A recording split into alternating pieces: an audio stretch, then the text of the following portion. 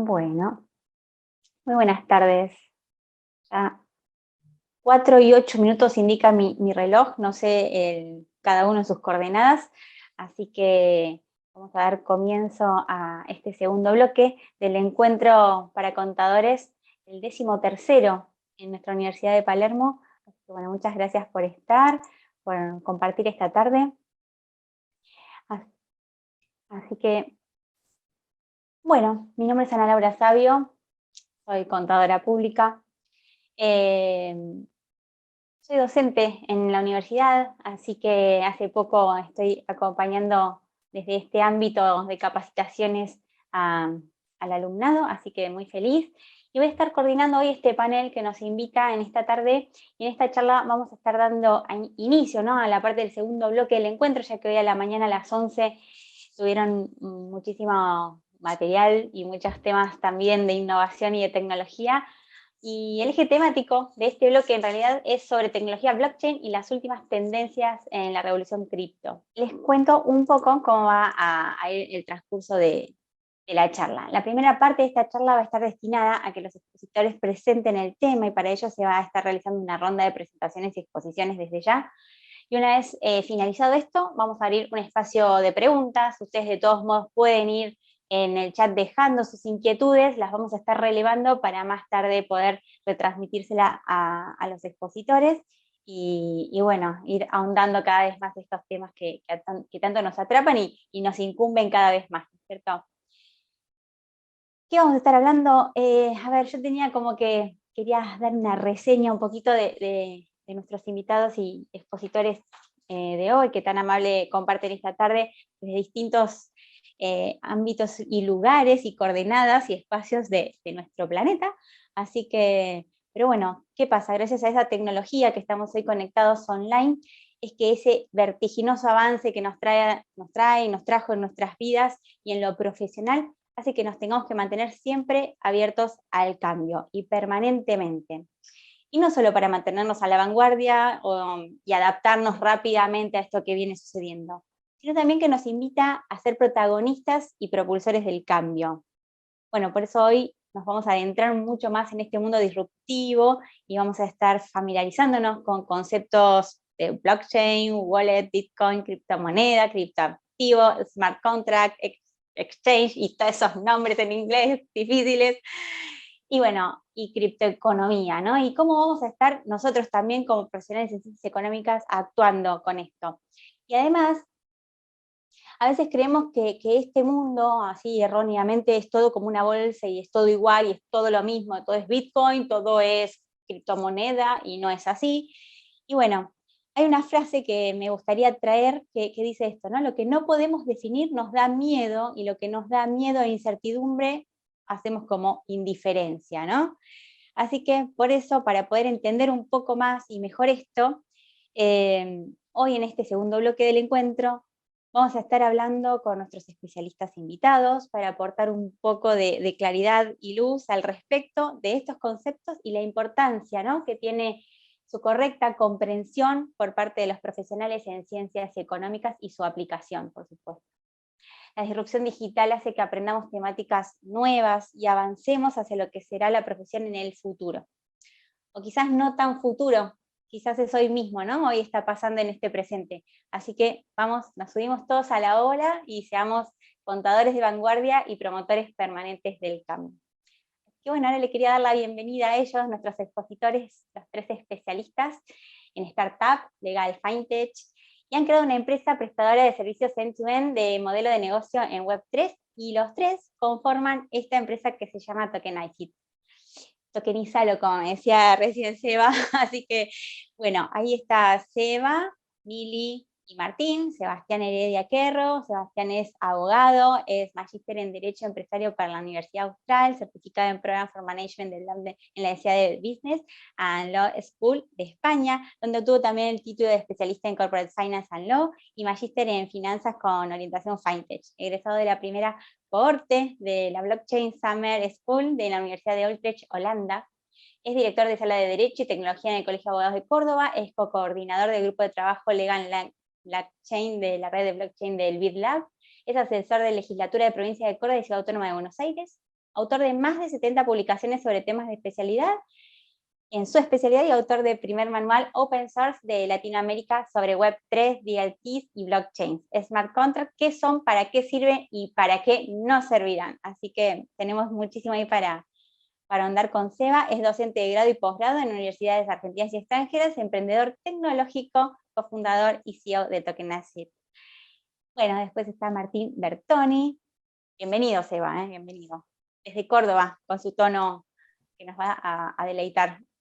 Martín Bertoni, también de Córdoba, contador público, así que colega, máster en contabilidad de la Universidad Católica de Córdoba, máster en finanzas de la Universidad de San Andrés, Advanced Topic and Science Certificate Program, Universidad de La Verne, Estados Unidos, California.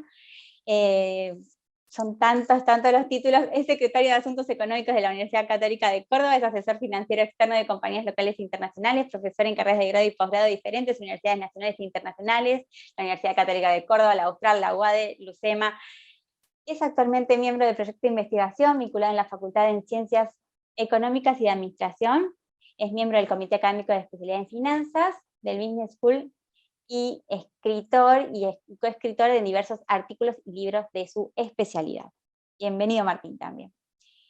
Y Milagros Santamaría, Mili, abogada, nos visita desde el otro lado del charco, sí, desde Portugal, ¿verdad, Mili? Abogada corporativa, especializada en nuevas tecnologías, Web3, DLTs, blockchain, DAOs y tokenización, COO Tokenacid, ex tutora en Adem Business School, alumni de Oxford en el programa de posgrado de Oxford Blockchain Strategy Program Safe Business School. Espero haber dicho todo correctamente, o casi. Así que bueno, muchas gracias a todos por estar acá, gracias a los participantes y audiencia que tenemos. Y bueno, ahora avanti, arranquen con todo este mundo. Bueno, muchas gracias, Ana, Ludmila. Especial felicitación a la Universidad de Palermo por el 13º encuentro para contadores, una iniciativa realmente oportuna por el momento en el que estamos, y todo un desafío para nosotros intentar en este espacio de tiempo, bueno, compartir un poco de nuestra visión de qué es esto de la Web3. Ahora empiezo a compartir pantalla. Y les digo cómo vamos a organizar este espacio de conversación, que más que es eso lo que queremos generar. Vamos a hablar en un primer bloque una introducción de qué es esto de la Web3, de dónde venimos y qué es esto que estamos viviendo. Vamos a intentar precisar qué son las blockchains, esta palabrita o cadena de palabras tan particular y tan de moda. Intentar derribar algunos mitos que vienen también con esta nueva tecnología.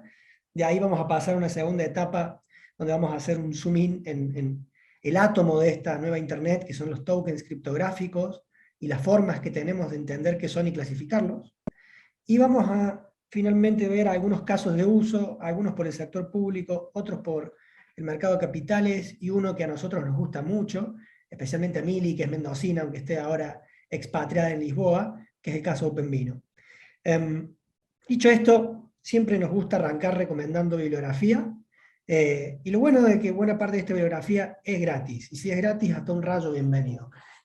Primero, un librito que a nosotros, Martín, y el que habla nos voló la cabeza la primera vez que lo leímos, que es Token Economy, la primera edición, Shermin Boschmir, doctor en Economía desde la Universidad de Viena y el Centro de Criptoeconomía, realmente logró sintetizar en unas 300 páginas qué es esto de la Web3 y cuáles son todas las potencialidades que tiene.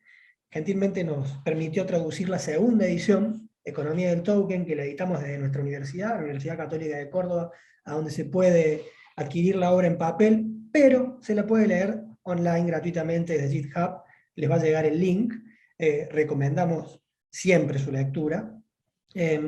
Después hay un link también a un pequeño artículo que nos publicó la revista El Consejo Digital, del Consejo de la Capital, en realidad de la Ciudad Autónoma, más técnicamente, sobre la taxonomía de los tokens, que es la segunda parte de la charla. Y después hay un link también, un manual que publiqué yo durante la pandemia, que tiene que ver sobre el tema, soy abogado, perdón, de los contratos inteligentes, y también se puede leer gratuitamente. Y la cuarta obra, que es esta lamentablemente hay que comprarla si la quieren leer, Es la tercera edición de una obra de fideicomisos escrita por Gilberto León Santamaría y Manuel Gómez de la Lastra, que tiene un capítulo que nos gustó mucho escribirlo junto con Mili y con Martín, porque vieron que es difícil escribir en corto, es mucho más fácil meterle y escribir en largo. En este libro creo que logramos sintetizar en unas 70, 80 páginas una buena cantidad de casos de uso y dejar planteadas un montón de preguntas y algunos atisbos de respuestas de cuestiones legales sobre el uso de esta tecnología. Dicho lo cual, pasados estos avisos de libros, un poco de historia, porque es importante entender el contexto previo para entender un poco dónde estamos ahora. El Internet nos viene acompañando hace mucho tiempo. Yo puntualmente, la primera experiencia con Internet, el modo en que hacía ruido y de alta vista, allá por los 90, bueno, ese momento histórico se lo conoció como la Web 1, gracias a Tim Berners-Lee y su enorme esfuerzo en generar la www, la www, facilitó muchísimo que la gente que no venía del ámbito de la computación pudiera usar esta red para intercambiar información, que era para lo que se lo usaba en aquella época. Apareció el email, entre otras cosas. Bueno, los buscadores se pusieron de moda, algunos quebraron en el camino, otros viven hoy todavía. Pero esta primera Internet facilitó mucho encontrar información e hizo más bonita la experiencia de usuario comparado a lo que había sido un par de años antes y décadas también, donde ya se lo usaba entre ámbitos universitarios, pero bueno, era un nicho para pocas personas. Esta primera Web 1 se desarrolló fuertemente en la década de los 90, rápidamente entraron los capitales de riesgo, como se los llama, o emprendedores, que serían más técnicamente, a invertir en esto, y hubo muchas salidas a bolsa de empresas muy relevantes, y hubo una crisis, una burbuja que se pinchó, que fue la de las .com, que en alguna medida dejó un tendal de empresas que quebraron, porque no podían justificar las valuaciones que tenían, y otras que continuaron. De hecho, Amazon viene de antes, y de hecho continuó y bastante. Pero este momento de la burbuja.com marca un segundo momento histórico, evolutivo de la Internet, a donde aparecen otro tipo de empresas en lo que conocemos como Web 2. Estas otras empresas, definidas hoy como plataformas, se dedican a estar entre los usuarios, intermediando entre ellos a distintos fines. Puede ser ello para intercambiar información curada, y aparece Wikipedia, que dejó en el cajón en carta, que era la enciclopedia que yo usaba en la época de mi secundario. Puede ser una plataforma para intercambio de contenido audiovisual, como es YouTube. Puede ser una red social, como es hoy Meta, Facebook en su momento, y otras. Y todo el mundo de los marketplaces, ¿no? El e-commerce en general se empieza a desarrollar a partir de 2001, aunque como dije antes, Amazon en su versión original de libros ya venía. eBay también. Esta Web 2 va mejorando aún más la experiencia del usuario, lo que en el mundo del software le llaman el front-end. Lo hace más bonito, lo hace más ameno, facilita mucho el navegar. Aparecen también las versiones móviles de todo esto que estamos viendo, entonces podemos empezar a navegar ya no solo en una computadora de escritorio o una notebook, sino también en un dispositivo móvil. Y en el año 2008, un hecho que no es propio del Internet, como fue la burbuja de las .com, sino que es la crisis hipotecaria subprime de Estados Unidos, 2008, 9, 10, 11, tuvo una larga duración.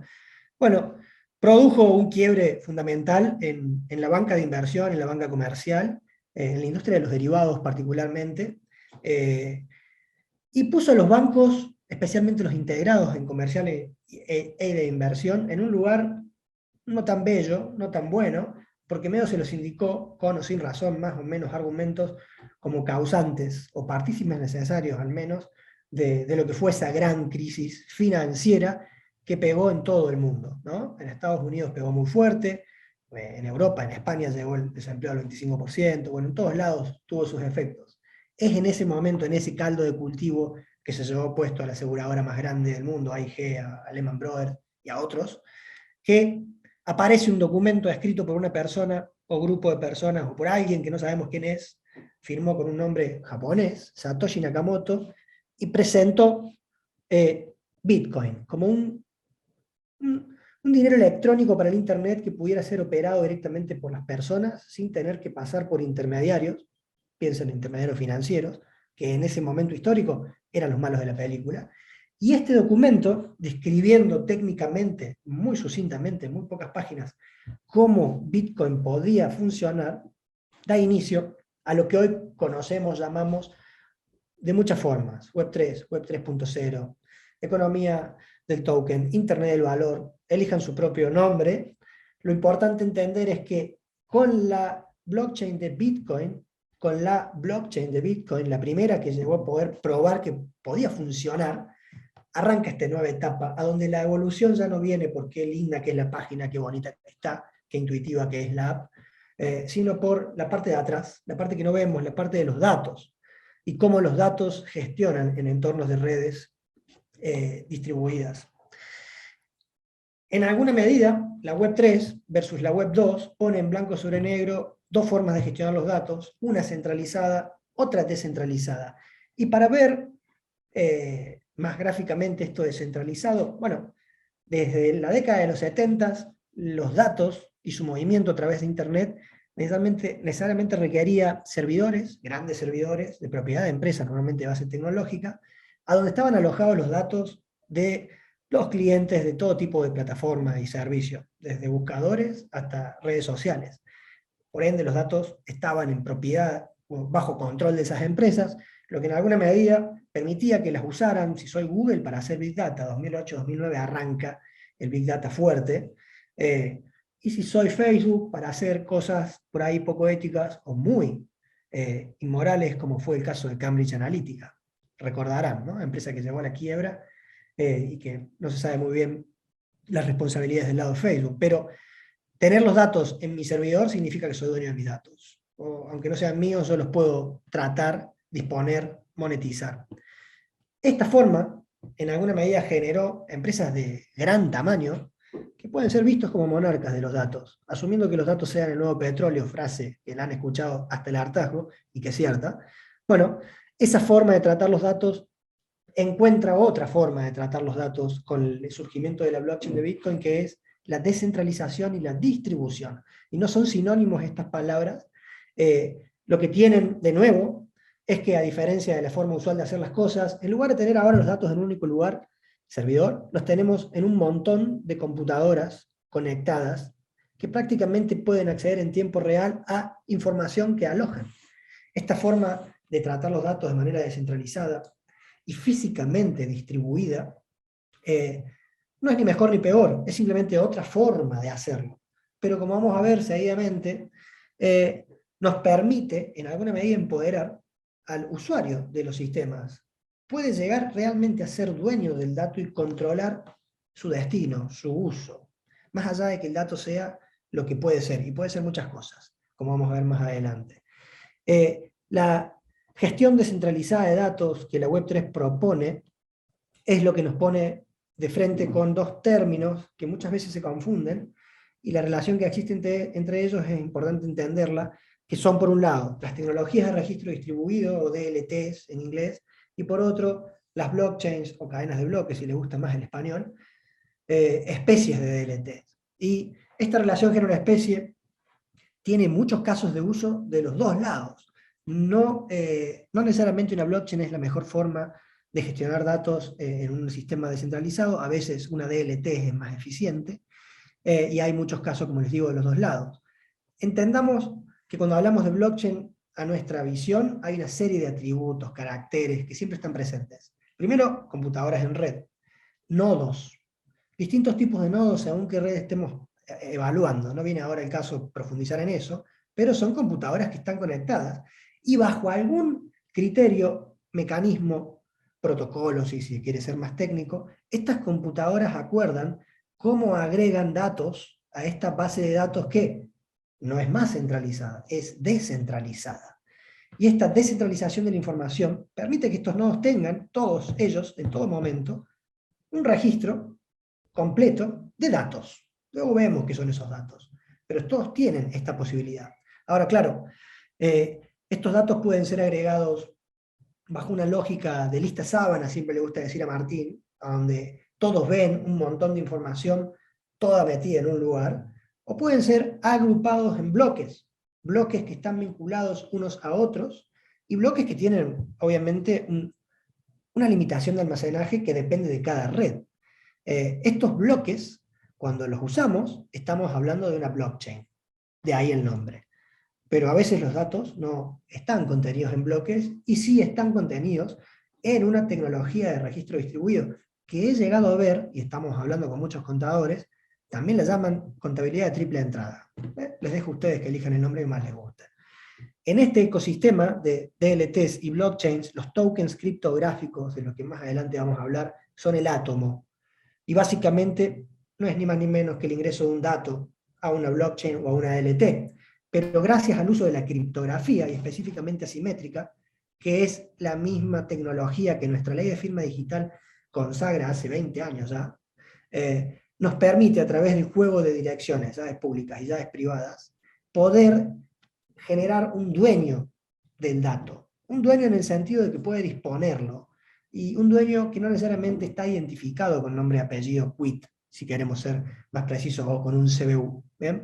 De hecho, un ejemplo burdo, pero práctico: cuando nos pasan un CBU, si no nos dicen que este es mi CBU, yo no sé que esa cuenta donde puedo transferir un dinero es de tal persona. Veo un montón de números, 22. Bueno, en las redes de blockchain, algo similar ocurre con las direcciones y las llaves públicas, que a veces tienen muchos números y letras. Pero bueno, atrás de esos números y esas letras hay alguien que tiene el control del dato a través de la llave privada, que es única y corresponde a esa dirección en la red. Entonces, la criptografía simétrica nos permite tanto identificar como direccionar, enviar, recibir datos. Obviamente, si esos datos tienen valor, bueno, podremos estar enviando y recibiendo valor. Que esto era lo que tenía, y es lo que Bitcoin propone, al ser un medio de pago. En las redes más modernas de blockchain, la figura de los smart contracts ya es prácticamente un atributo en todas, y es un tipo de software, es decir, alguien tiene que codificarlo, lo tienen que codificar y en algún idioma, que permite, según su seteo, crear tokens o transferirlos de manera condicional, o a veces eliminarlos. ¿Bien? Estos atributos de una blockchain están presentes en todos, pero tenemos que entender que hay varios tipos de blockchains. La clasificación normalmente más usada es aquella que habla de redes públicas, en las cuales todo el registro de la información es públicamente visible, e incluso cualquiera puede decidir correr un nodo en una red y participar, como por ejemplo en Bitcoin, ¿no? Cualquiera puede ponerse a minar si entiende más o menos cómo setear el nodo y arranca. Lo opuesto a esto son redes privadas, que prevén que la participación de alguien en esta red requiere necesariamente la autorización de los partícipes preexistentes. A veces te hacen firmar un contrato, casi todas las veces te hacen pagar algún fee de onboarding, y el registro en estos casos, la información allí o acá, no es pública y libremente accesible. Por ende, pueden ser estos formatos privados más adecuados para el tipo de información sensible que a veces en la salud o en la industria financiera se gestionan. Y al medio de lo público y lo privado están las redes híbridas o eclécticas. Y ven ahí en el cuadro de la izquierda el Blockchain, y hablo ahí con un sombrero de estar colaborando en este proyecto de hace un tiempo. Es una red pública permisionada. Esto significa que el registro es público, pero para poder correr un nodo y agregar datos a esta red me tienen que aprobar. Blockchain es la red del BitLab, está ya hace 4 años en operación y es hoy la red pública permisionada más grande del mundo. Entendiendo entonces que DLT y blockchain no son sinónimos, y cuáles son los atributos de la blockchain, rompamos algunos mitos. ¿Son bases de datos? Sí. ¿Son descentralizadas? Sí. ¿Son eficientes como bases de datos? No muy eficientes, la verdad. ¿Por qué? Porque cuando usamos bloques para almacenar información, el bloque tiene un tamaño dado. Por ejemplo, en Bitcoin el bloque tiene 1 mega de tamaño, y entra lo que entra en 1 mega.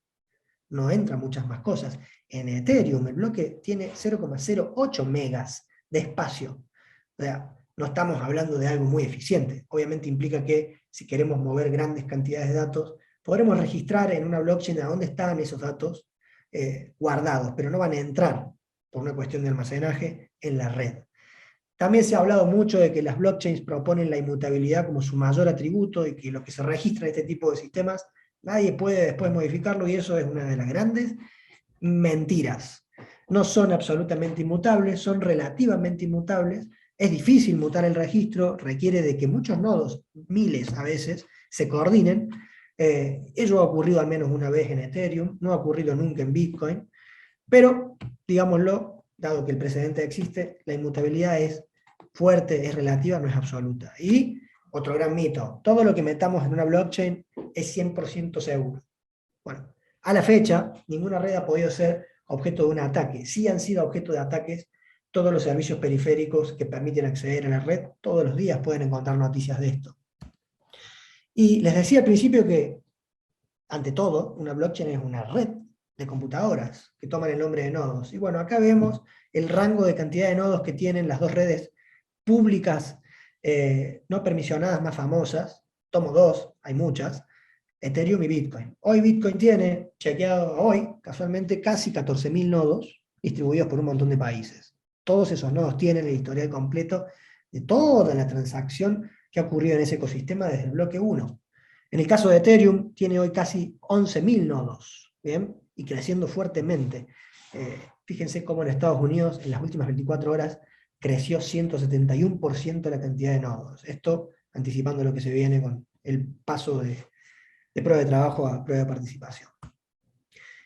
Para ir cerrando un poquito y pasar la pelota a Martín, es importante entender que Bitcoin aparece en 2008, pero de 2008 a la fecha ha habido como tres claros momentos muy distintos de la percepción de la comunidad en cuanto a qué puedo hacer con esto, para qué sirve esto.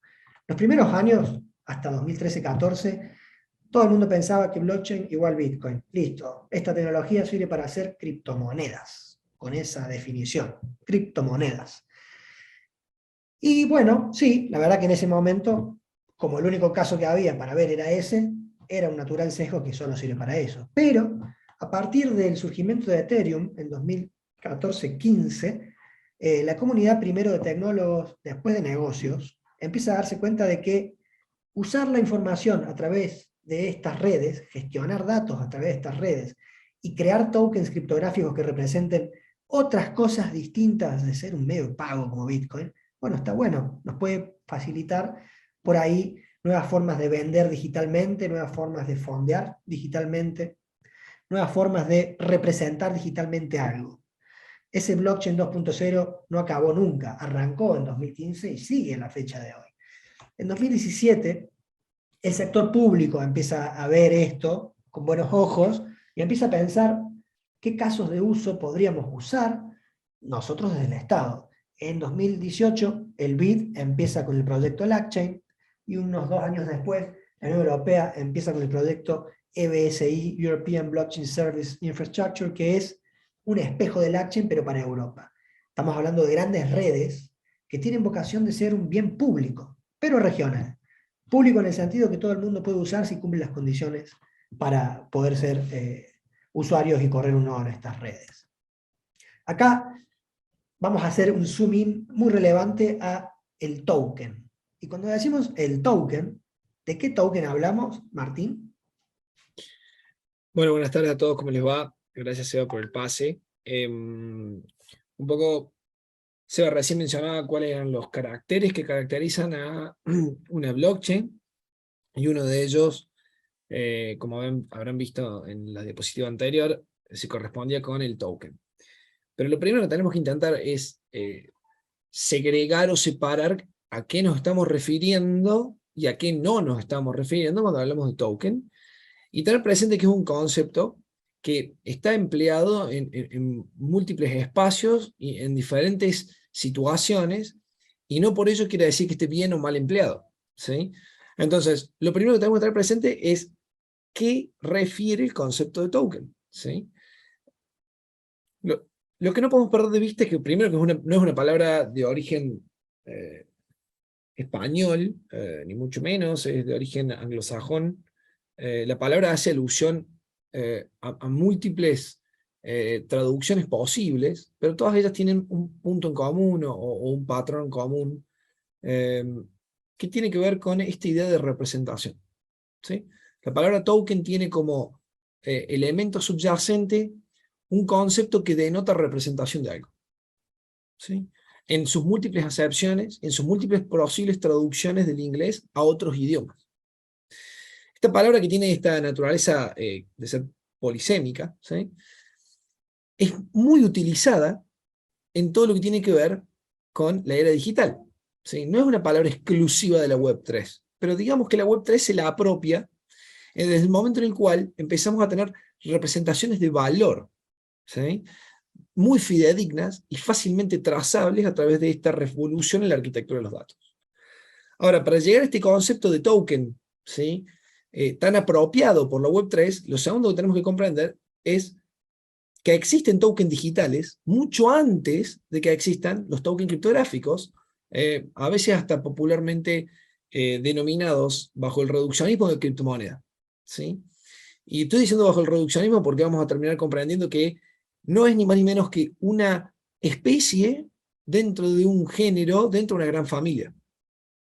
Y en esta relación de género-especie, en una relación de contenido y contenedor, primero tenemos que comprender que si los tokens son, en general, una representación de algo, porque esa es la alusión o la traducción subyacente a la expresión originaria en inglés, lo segundo que tenemos que comprender es que tokens digitales existen mucho antes de la puesta en valor de la Web3, las tecnologías de registro distribuido y específicamente la blockchain. Los tokens digitales son ni más ni menos que representaciones digitales de algo también. Ese algo puede ser, por ejemplo, un consentimiento totalmente informado, totalmente voluntario, de alguno de ustedes, para, por ejemplo, operar o transaccionar con un home banking. ¿Sí? Es una palabra que puede generarles mucho ruido, porque de golpe escuchan o leen en todos los medios token, token, token, token, taxonomía de tokens, y de golpe ustedes dicen, ok, pero yo cuando voy a firmar una transferencia bancaria de mi home banking me pide que ponga el token. ¿De qué estamos hablando? ¿Sí? Bueno, de hecho, lo que les está pidiendo es que pongan un código que hace la especie de representación de su consentimiento o voluntad de realizar una transacción en el sistema bancario. Eso que es un token digital admite un subnivel adicional que es qué pasa cuando este token digital es a su vez encriptado y a través del uso de la tecnología de la técnica de encriptación, ¿sí? Me permite a mí comunicar de manera muy segura, ¿sí? No solo un dato, no solo información, sino también eventualmente valor. Y cuando yo caigo a ese concepto, estamos hablando ni más ni menos de esta palabra que tan comúnmente asociamos a la Web3, pero como podrán ver, no es privativa de la Web3. Tampoco nació con la Web3, ni le es solamente propia. ¿Qué es esto que nosotros habitualmente decimos tokens? Pero en esencia son tokens digitales criptográficos. ¿Qué son los tokens digitales y criptográficos? Representaciones digitales y encriptadas de algo. ¿Qué es ese algo? Ok, acá los invito a que miren hacia la derecha de la slide. Ese algo es aquello donde nosotros vamos a intentar caracterizar la naturaleza del token. ¿Para qué nos sirve hacer una caracterización en función a diversas dimensiones concurrentes que podría tener un token digital y criptográfico? En este ecosistema de la Web3, nos sirve ni más ni menos que para poder entender si aquello de lo que estamos hablando resulta ser o una u otra cosa. Y una u otra cosa es lo que nos permite después darle tratamiento. Cuando hablemos de darle tratamiento, es tanto a la hora de planificar un modelo de negocio nativo en Web3, como a la hora de generar información resultante de ese modelo de negocio, a la hora de darle tratamiento jurídico, a la hora de darle tratamiento de derecho tributario específicamente, a la hora de darle cualquier tipo de encuadre. Lo primero que deberíamos hacer como profesionales es poder caracterizarlo.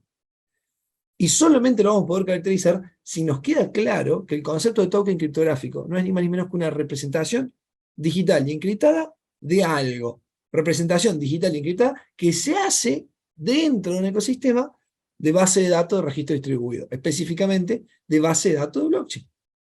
Y que tiene la particularidad que no es ni más ni menos que la consecuencia de un conjunto de datos de entrada. Pero eso es de una definición estrictamente técnica, estrictamente de programación.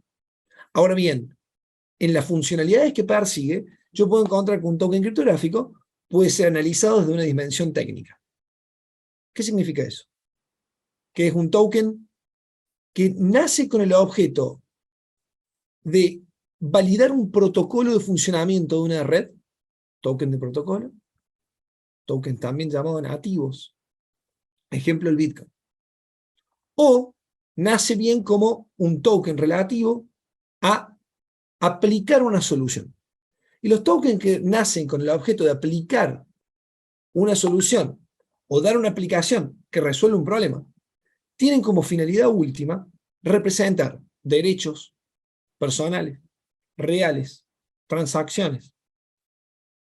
Y acá es donde podemos empezar a encontrar la empleabilidad que recién mencionaba Sebastián, entre lo que llamaríamos la blockchain en su segunda fase y la blockchain en su tercera fase. Porque todo lo que fue la primera fase de la blockchain, los tokens originarios de aquel entonces, en esa primera fase, entre 2008 y 2013-14, se correspondieron en su gran mayoría con tokens de protocolo. Tokens que nacían como consecuencia de un mecanismo inherente a incentivar el comportamiento de los usuarios dentro de una red. Y porque su finalidad era de incentivo, ¿sí?, tenían una inherente finalidad de pago a los usuarios dentro de la red que transaccionaban con ese mecanismo de protocolo, que estaba representado en un token. Ejemplo clarísimo de esto es quizás la red de blockchain más conocida y popular en el mundo, que es la red de Bitcoin, cuyo token de protocolo tiene el mismo nombre, el Bitcoin. Como pueden ver acá, hay 11 dimensiones, son todas concurrentes, ¿sí? Cuando digo concurrentes es que no admite el análisis de un token criptográfico, solo una de ellas, sino que uno para hacer un análisis exegético profundo, ¿sí?, y comprender aquello de lo cual está queriendo abordar o está queriendo resolver, si fuera un caso ex ante existiera, con este tipo de tecnología, necesita poder dar respuesta a cada una de estas dimensiones. La segunda dimensión tiene que ver con qué tipo de derechos me confiere a mí, como tenedor del token, la tenencia de dicho token. Pero con los derechos solos, en relación a lo que me transfiere la tenencia, ¿no?, del token como token holder, si lo quisiéramos poner de alguna manera, no hace a la fungibilidad o no del token. De hecho, la fungibilidad o no fungibilidad del token es otro atributo. Y acá me quiero detener un segundo, porque como podrán ver, está destacado en rojo. Y esto es importante porque tiene que ver un poco con lo que decía Sebastián hace un rato. Hay muchas falsas y muy bien difundidas ideas detrás de esto. Hoy, hace un tiempo a la fecha, se puso muy de moda el acrónimo NFT, por la alusión a token no fungible, en inglés, ¿sí? Y de hecho, a todo aquel token que tipifica con la particularidad de ser no fungible, y lo pongo entre comillas porque es hasta discutible si muchos de ellos tipifican como NFT al final del día, pero vamos a hacer de cuenta que este universo tan vasto de NFTs que han visto la luz en los últimos 2 años, lo único que tienen en común, estimados, es que todos han sido englobados bajo la misma denominación, siendo individualmente entre ellos absolutamente heterogéneos en cuanto a caracterización. Y esto no significa que sean heterogéneos un token al otro, porque de hecho la no fungibilidad me habla de que uno no es idéntico al otro. Pero que uno no sea idéntico al otro no me dice nada respecto, por ejemplo, de si el token tiene una vida útil finita o una vida útil no determinada. No me dice nada respecto de si el token tiene una dimensión de oferta fija o una dimensión de oferta ilimitada. No me dice nada respecto de si el token tiene un flujo lineal o circular. Entendiendo por lineal o circular, si tiende a tener previsto en su dinámica un evento de nacimiento y un evento de muerte, o si una vez metido en el sistema no se extingue jamás. Y pareciera que son atributos equivalentes, pero de hecho uno retroalimenta al otro, tanto el de la oferta como el del flujo como el de la vida útil. Entonces, es importante que puedan darse cuenta que muchas veces utilizamos palabras que son muy relevantes, pero que en el afán de darle el uso que habitualmente se les confiere, perdemos de foco aquello a lo que nos estamos refiriendo con ello. Y los NFT es un claro ejemplo, ¿sí?, de un uso de un acrónimo que se popularizó en los últimos años, y de hecho, lo que más en común tiene es la absoluta heterogeneidad detrás de los conceptos que se han dado a llamar de la misma forma. Lejos de ayudar a comprender, lo único que genera es ruido. No porque estén mal llamados NFT por lo no fungible, de hecho hay muchos de ellos que son bien llamados no fungibles, porque uno de sus atributos tipifica con la no fungibilidad. No menos cierto es que nada me dice de los otros no menos de 10 atributos que debería responder respecto al token, y yo caigo en caracterizarlo como NFT cuando de hecho uno es absolutamente distinto al otro y les estoy dando el mismo nombre o la misma denominación. Y ese termina siendo, a mi juicio, uno de los errores, que es una expresión hasta tragicómica, mortales, que cometemos en este espacio. El que no ayuda a darle claridad o entendimiento sustancial a las expresiones que utilizamos. Y ante ese claro desacople entre aquello de lo que hablamos y aquello que entendemos, se producen un montón de ruidos comunicacionales, inevitablemente, estimados. Y esos ruidos comunicacionales a lo único que alimentan es a malas regulaciones, malas aplicaciones, malos diseños, malo entendimiento de aquello que me está reflejando y por consecuencia mal tratamiento, para el caso de un contador, como información financiera a exponer o revelar respecto de una transacción. La ausencia de homogeneidad y una buena caracterización nos trae un montón de problemas como consecuencia de la adopción cada vez más inevitable, masiva y acelerada de esta tecnología. Por eso es sustancial poder hacer una buena caracterización. Como decía hace un rato, y como para ir bajándole un poquito más a algunos ejemplos, para luego poder avanzar en la otra parte de esta exposición que tiene que ver con casos de aplicación, o sea, tokens criptográficos puestos en valor. Yo recién decía que los tokens criptográficos son ni más ni menos que una representación digital y encriptada de algo, y ese algo que termina siendo una consecuencia de diferentes atributos o dimensiones que yo caracterizo de aquello sobre lo cual estoy representando, me permite arrancar en una relación de árbol diciendo que los tokens criptográficos son toda una familia de representaciones digitales en el ecosistema de Web3. Esta familia a su vez admite distintos tipos de géneros. Y como podrán ver, ahí se abren dos grandes dimensiones. Aquellos que tipifican con el concepto de activo, para los aquí presentes del espacio de las ciencias económicas, entiendo lo tendrán bastante presente el concepto de activo, y al final del día estamos haciendo alusión a todo aquel token criptográfico que individualmente considerado, más allá de su atributo de ser una representación digital encriptada, tipifican como activo. Entiéndase, son susceptibles de ser transferidos, son susceptibles de reportar o generar algún valor a quien lo controla. ¿Sí? Ese valor de naturaleza claramente económica puede darse por su uso o por su transferibilidad. Y al final del día ese valor se puede materializar en algún beneficio. Ordenémoslo como quieran, pero al final del día se dan algunos patrones concurrentes. Es separable de quien lo tiene, hay alguien que lo controla, y ese alguien que lo controla se beneficia de su uso o de su transaccionabilidad. Dándose esos atributos, hablamos de que estamos ante las puertas de un activo. Sin hacer ningún juicio de valor respecto a cuánto vale, valga el juego de palabras. Ahora bien, ¿todo token criptográfico es activo? Y la respuesta es no. De hecho, yo podría tener representaciones digitales encriptadas en una red de registro distribuido, específicamente en una blockchain, que lejos de ser un activo, sea un elemento de enorme valor para un usuario, pero no separable del mismo, como por ejemplo el documento de identidad. Como por ejemplo el certificado que acredita que realicé estudios en determinada universidad y obtuve el título por el cual estaba estudiando. Entiéndase el título universitario. Entiéndase una credencial universitaria. Podría tener representado digitalmente un token que lo único que haga sea permitirme el acceso al ejercicio de determinado tipo de derechos civiles o políticos. Eso tipifica como activo, y en la medida que yo no lo pueda transferir o separar de yo como controlante, difícilmente pueda considerar que el mismo me reporta algún beneficio económico o por uso, porque no tengo forma de darle sustancia o entidad por separado de la persona que lo sostiene, lo ostenta, lo mantiene y lo controla. Esto sería como pensar que de golpe el documento de identidad yo lo podría vender, y no, claramente no.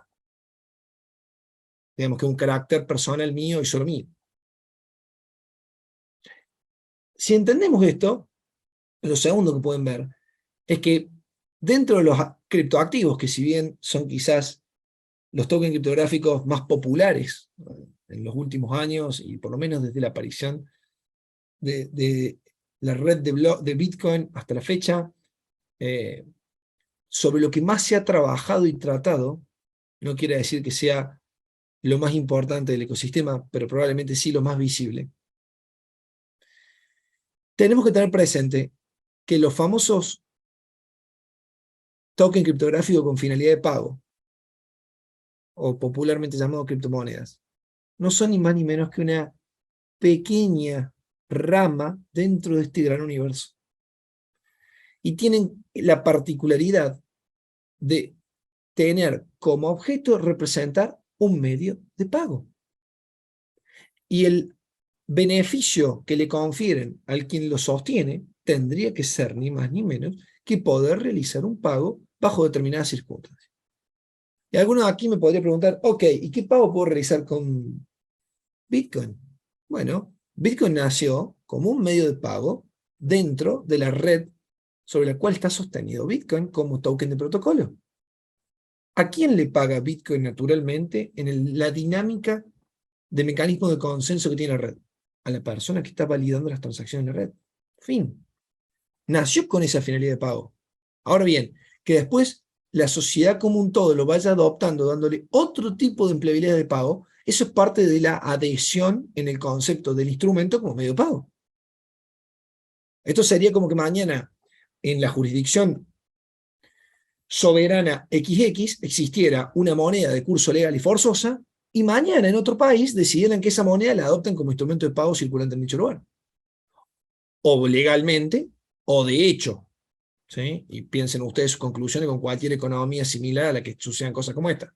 Entonces, lo que tenemos que no perder de vista es que los tokens criptográficos que tienen finalidad de pago, popularmente llamados criptomonedas, son una especie dentro del enorme universo de género criptoactivos, que son ni más ni menos que un género dentro de la familia de los tokens criptográficos.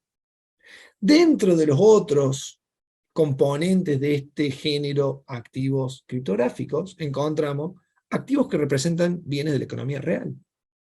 Como por ejemplo el caso que vamos a estar charlando, o va a estar exponiendo Milagros en un rato, en relación al modelo de negocio vitivinícola que representa digitalmente botellas de vino. Con algunas particularidades. Después vamos a hacer algún análisis, en todo caso, estrictamente legal. Pero si yo voy al espíritu del modelo de negocio, lo que está queriendo representar es el derecho a acceso a un activo real totalmente identificado, que es una botella de vino. Y eso se ha dado a llamar en el derecho comparado, y digo derecho comparado acá porque ya esto ya tiene nombre y apellido en un montón de plazas en el mundo, ¿sí? Como utility token y o asset token, dependiendo de la plaza. Pero al final del día terminan siendo representaciones digitales lo que me dan a mí acceso a un bien de la economía real o a un servicio de la economía real, sea tanto acceso para reclamar la propiedad, sea tanto acceso para exigir el uso. Y dentro de ese enorme ecosistema encuentran estos que dicen acá activos únicos y o servicios y o utilidad. Casos hay de sobra. Ahí ven el loguito de una botellita de vino en el medio. Bueno, de hecho tiene que ver con el caso de OpenVino que voy a estar explicando aquí. Finalmente, y probablemente luego de los payment tokens, quizás los de mayor impacto a la fecha, ¿sí? Luego de los payment tokens, quizás los de mayor impacto o discusión a la fecha, que son los security tokens o los valores negociables tokenizados. Esta tecnología ha puesto en jaque las arquitecturas tradicionales de los sistemas tradicionales del sistema financiero. Muchas veces la palabra sistema, pero de hecho es una integración de distintos tipos de sistemas.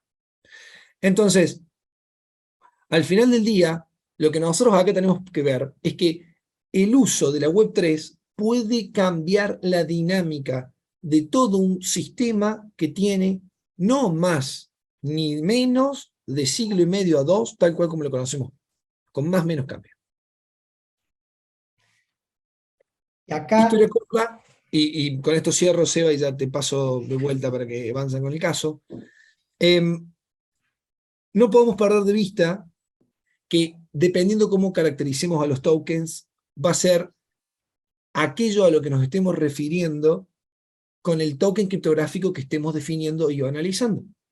Sea tanto ex ante la existencia del token o ex post el nacimiento del token, como profesionales, sea en ciencia económica o en el lado del derecho, o en ciencia económica aplicando alguna de las ramas del derecho que nos competen, ¿sí? Entiéndase derecho tributario, no podemos no tener la capacidad de ayornarnos para poder interpretar de qué habla y de qué se trata el token criptográfico del cual estamos hablando y estamos analizando.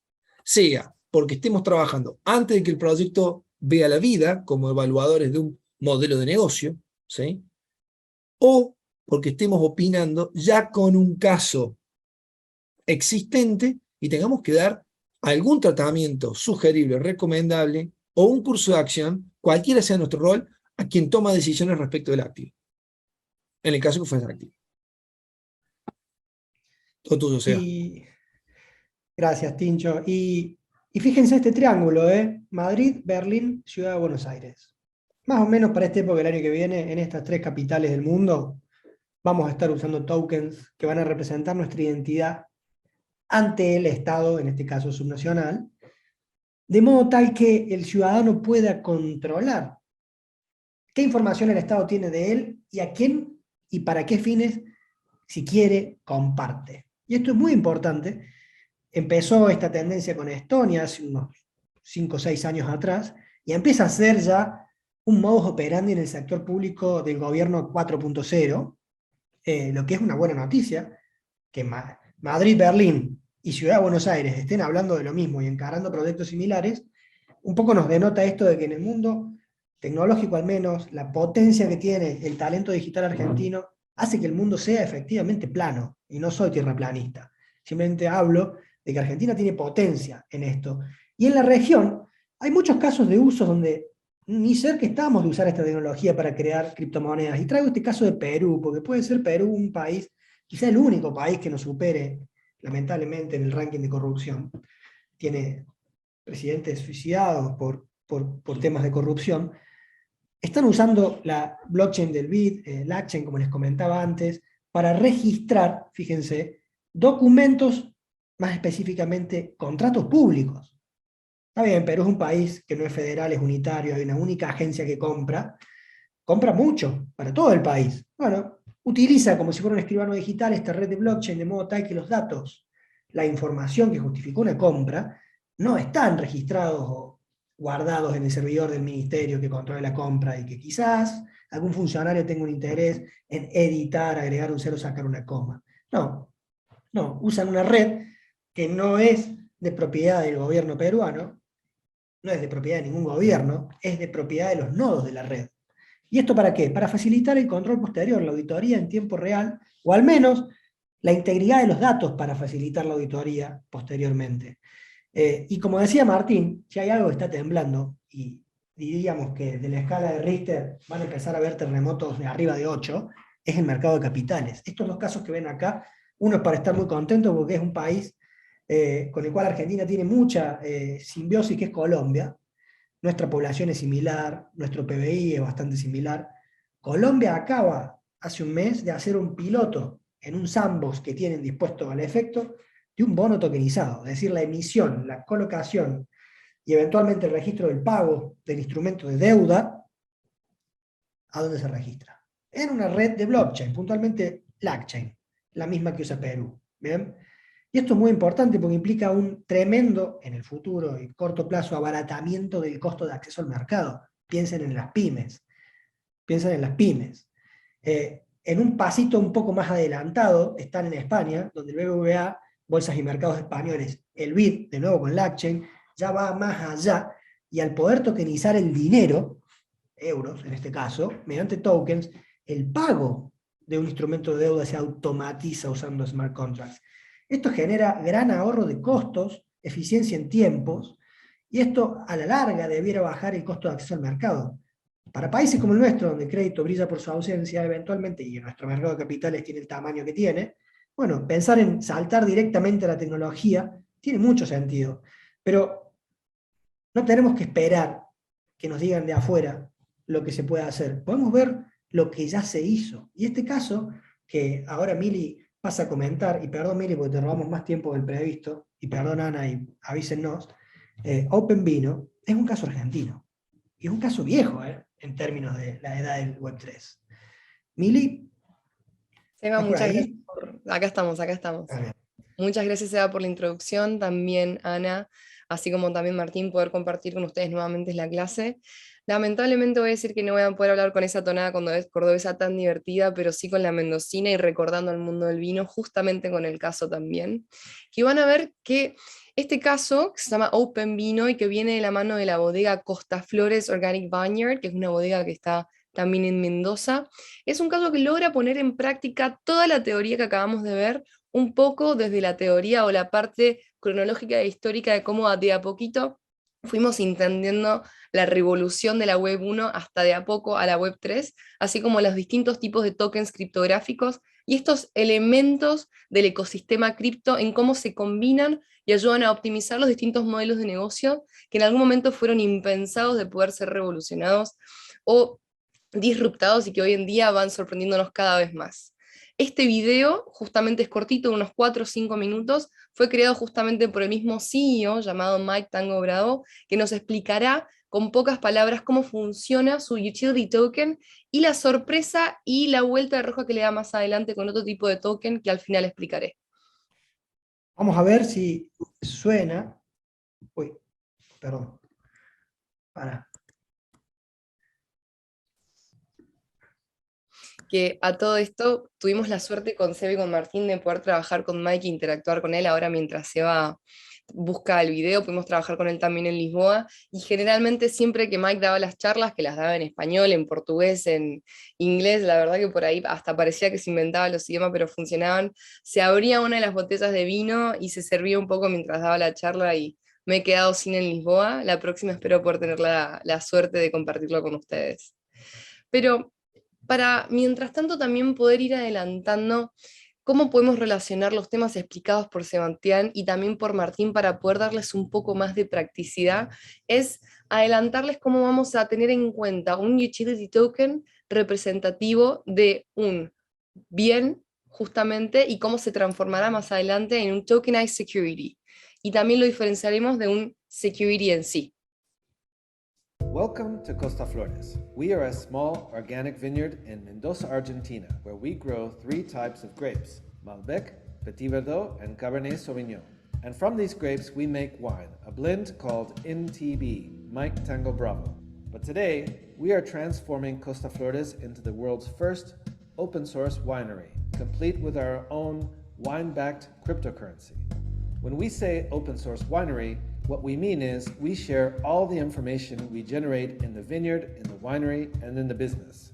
We use low-cost environmental sensors, bringing the Internet of Things to our vines. Next, our workers log all the activities that happen from day to day in the winery and in the vineyard. Cameras collect images in the vineyard, winery, and even in the cold storage facilities. And finally, all our accounting data is recorded and published. We document everything, from how much we spend on the bottles, labels, corks, salaries, taxes, transportation, and how much we earn by selling wine in Mendoza, in Buenos Aires, India, Spain, Congo, Brazil, and beyond. So all this sensor data, the human activities, the camera images, and the accounting data gets published online, and we register this information in the blockchain, essentially sealing its integrity forever. Now let's talk about our cryptocurrency.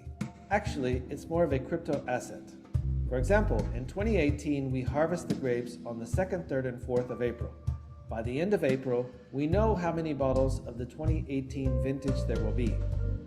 So on the 6th of May, we issue the equivalent amount of crypto coins or digital tokens, where each token represents 1 bottle of wine. It's like Bitcoin, but for wine. We do this because we want the marketplace to decide the price of our wine. We believe the value of the wine should reflect the quality as well as the supply and demand. So every year, we issue new tokens depending on the number of bottles we produce from each harvest. On May 6th of every year, we launch a new initial coin offering, or ICO, for the new vintage. This year, the token is called MTB18 for the 2018 harvest. For 2 weeks, the ICO is open and anyone can buy tokens at a discounted rate. This year, we are selling our vintage tokens at the cost value of our wine production. So essentially, we are selling this vintage for zero profit. After a short period of time, the tokens are available for resale on cryptocurrency exchanges. So for example, if you bought MTB18 tokens at the ICO, you could turn around and sell some for a higher price on an exchange and earn some profit. And after 3 years, the wine is available for drinking, after having spent 12 months in oak and steel tanks and 2 more years in bottles. So on May 16th, 2021, the 2018 vintage will be ready to drink and immediately on sale on our website. But the only currency we will accept for the purchases will be the MTB18 cryptocurrency tokens. Some people will choose to buy our different tokens as a way to drink the wines. Others will buy tokens to resell wine in shops or restaurants for other currencies, like dollars or rupees or pesos. And still other people will buy our vintage tokens as a way to speculate with the value of the wines, reselling to other buyers for different vintage tokens, or exchanging for other cryptocurrencies like Bitcoin or Ethereum, or fiat like dollars or yen, or maybe just as a way to give some delicious wine gifts to friends and family around the world. So join us starting on the 6th of May 2018 to get access to the world's first wine-backed crypto asset. And if you've never owned any cryptocurrencies before, this is a great way to get started. Learn about digital coins and the transformational power of the blockchain, and to enjoy some beautiful, organic Argentine wines while you're at it. Perfecto. Muchas gracias, Eva. Yo sé que esto puede ser mucha información en muy poco tiempo, entonces podemos empezar con explicar o mencionar cómo uno pensaría que en una industria tan vieja, milenaria como es la industria del vino, no podrían verdaderamente encontrar una revolución en la manera en que ellos manejan sus negocios de pe a pa, desde el momento de la cosecha hasta el momento de la consumición de efectivamente la botella de vino. Pero lo que acontece justamente en la bodega Costaflores y con Open Vino, que estamos hablando de cosas diferentes, estamos hablando de la bodega que justamente tokeniza sus botellas de vino y el protocolo open source y descentralizado de Open Vino, es que desde el momento de la cosecha, cada año, que ocurre en mayo, se sabe más o menos la cantidad de botellas que van a poder tener listas en mano para poder vender de ahí a 3 años o 2 años y medio. Entonces lo que termina haciendo Mike, el CEO justamente del proyecto y también de la bodega, es, desde el momento en que saben la cantidad de botellas que van a tener, realizan la tokenización de las mismas y las ofrecen para que aquel que las compre tenga derecho a 3 años luego pedir la botella de vino. Es decir, un token, este utility token, representa una botella de vino, y son tokens, en relevancia con lo que había dicho Martín un poquito más temprano, fungibles, porque no es un NFT en el sentido de que un token es igual a una botella específica, que se podría, como por ejemplo en caso de ciertos tipos de botellas de vino premium o de reserva, sino que en este caso las botellas justamente son representadas por cualquier tipo de token y viceversa. Y a partir del momento en que la persona es tenedora del token que representa la botella de vino, puede decidir o esperar para los 3 años para poder redimir su botella de vino y beberla, o puede decidir justamente el retenerla para tener acceso a un mercado secundario y venderla y hacerse de la diferencia. Ahora, sea por venderla a otro particular o sea para venderla a otra vinería o a un súper, o como quiera realizarlo, o guardarlo como una manera de tenerlo un activo a cierta cantidad de tiempo.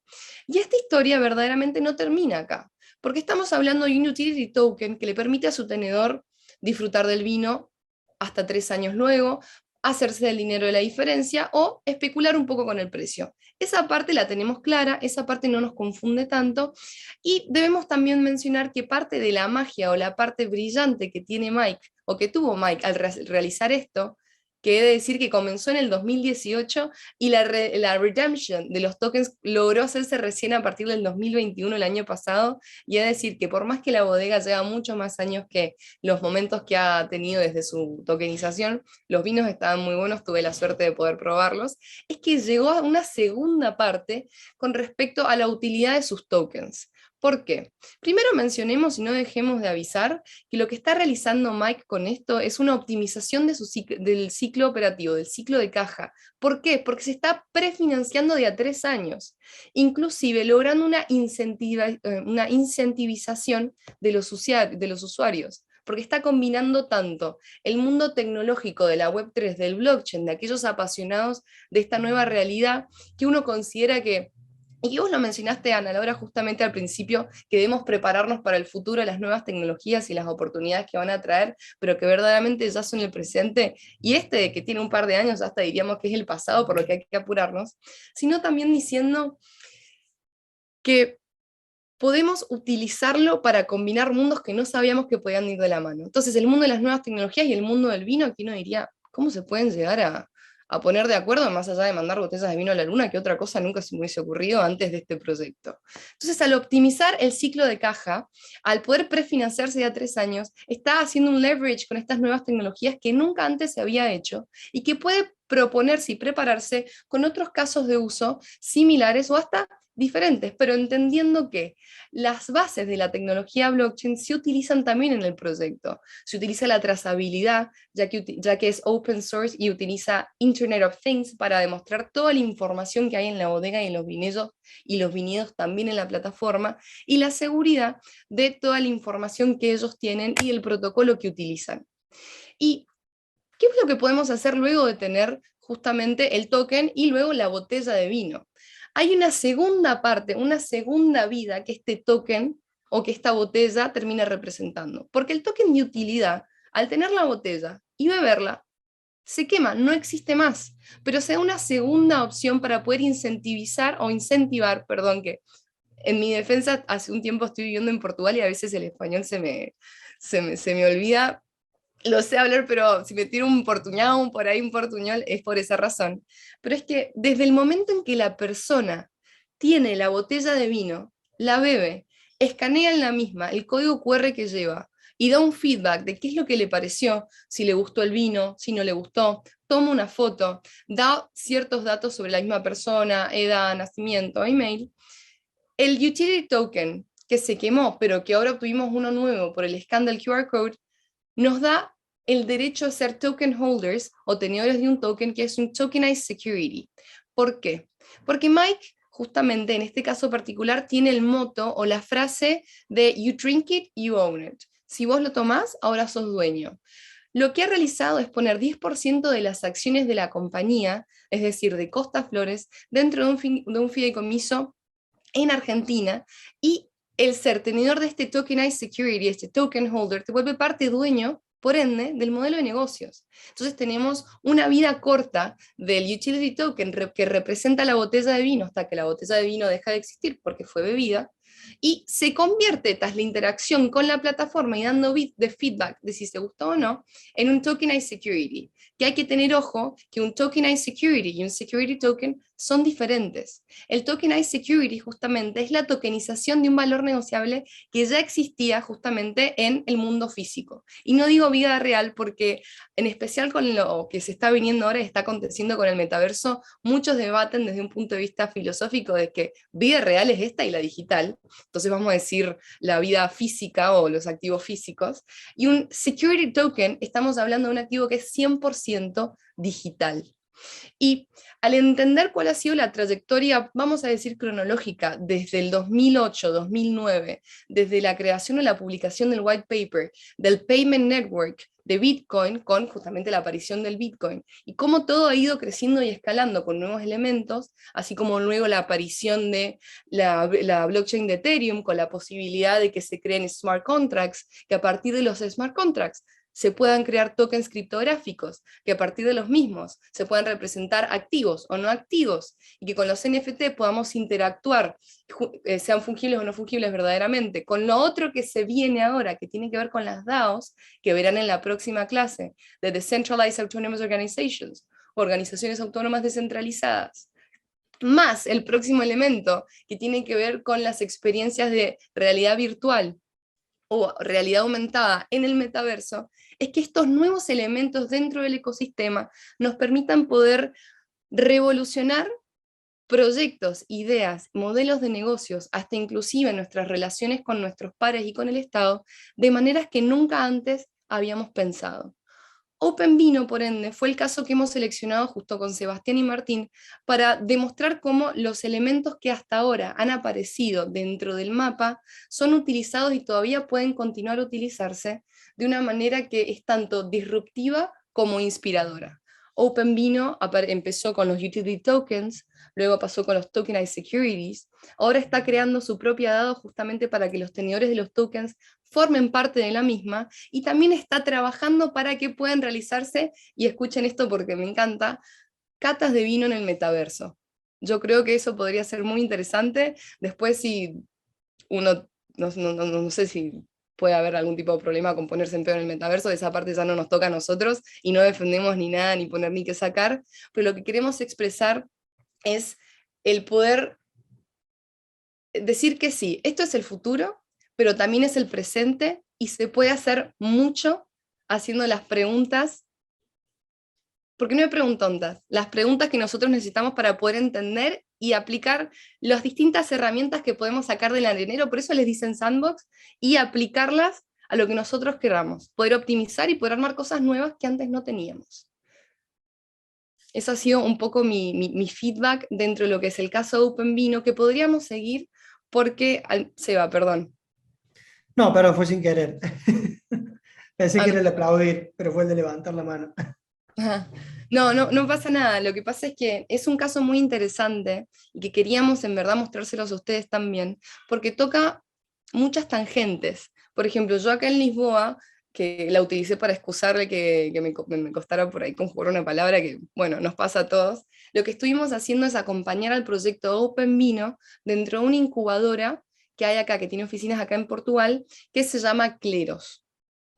Cleros en realidad no es una incubadora, pero también trabaja con ciertos proyectos. Lo que hace Cleros, que aquellos que son abogados, contadores y que se mueven justamente en este mundo, es un protocolo de justicia descentralizada basada en arbitraje. Entonces uno que pensaría justamente que los abogados o los contadores podrían ser reemplazados y no más necesitados en el mundo del futuro, en realidad lo que está pasando es la reevaluación de sus roles para que puedan dar un valor diferente y desde otra perspectiva, incluida con las nuevas herramientas.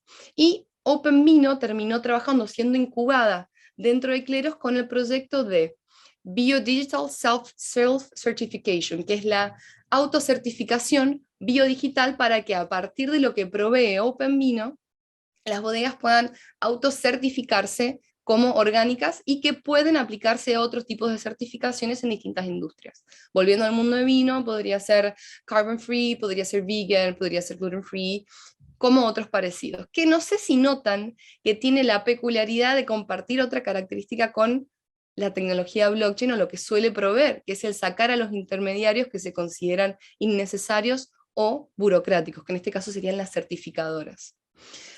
Otra de las cosas que están haciendo es OpenVino como protocolo descentralizado que ayuda a que las bodegas puedan tokenizar sus botellas de vino. Comenzaron con Costa Flores y ahora están moviéndose a distintas bodegas en distintas partes del mundo. Lo están haciendo con bodegas en Chile, lo están haciendo con bodegas en España, lo están haciendo también con algunas bodegas en Alemania. ¿Y cuál es la parte interesante de esto? En que luego de que la misma bodega hace el minting o el issuance o la emisión de sus propios tokens que representan una botella de vino, y que los mismos luego pasan a un mercado secundario para que puedan ser intercambiadas, es que con la posibilidad de la creación de una DAO en OpenVino, es que se está creando una comunidad mundial, global, de todas aquellas personas que son tenedores de los tokens y que les permitirán tener distintos tipos de derechos con respecto a esa misma comunidad, que es algo que podrán ver más adelante y con mayor detalle seguramente en la clase que verán con respecto a las DAOs. Sobre este tema hay mucho para poder desarrollar, hay mucho para poder abarcar, porque demuestra cómo la distinta taxonomía de los tokens da distintos tipos de derechos dependiendo de lo que estén representando, pero que su tratamiento legal, así como también fiscal, va a ser directamente dependiente de la naturaleza intrínseca del token en sí. Es decir, creo que todos conocemos la frase de, aunque la mona se vista de seda, mona se queda. no sé si chicos quieran ver algún tema, desarrollar un tema más dentro de la clase, de los temas dados, de Excelente, Mili. Upapino. Excelente. Además que me dio ganas de tomar una copita de vino, Acá son las 9 de de la noche. probar Acá son las 9 Costa de la Flores. noche. Debería ser como Mike, que siempre da la clase con una... No me den las clases en la mañana nada más y no. Qué bárbaro. Ay, buenísimo. ¿No? Me encantó porque empezamos desde las definiciones, ¿no? Entonces una introducción, nudo con Martín y desenlace para ver esa practicidad de este mundo que nos trae el blockchain. Y bueno, y ese desenlace que nos dio Mili también de las DAO, que es el próximo encuentro con esta comunidad de derechos, ¿no? Si entiendo bien, entonces es un poco eso para lo que sirven las DAOs. De, de hecho, la DAO es una forma más eficiente de gestión de una organización, apalancada en tecnología. ¿Sí? Claro. Conceptualmente es una forma eficiente de resolver problemas tradicionales en las organizaciones con estructuras tradicionales. Por ejemplo, el principio de agencia. Uno de los tantos que te puede resolver.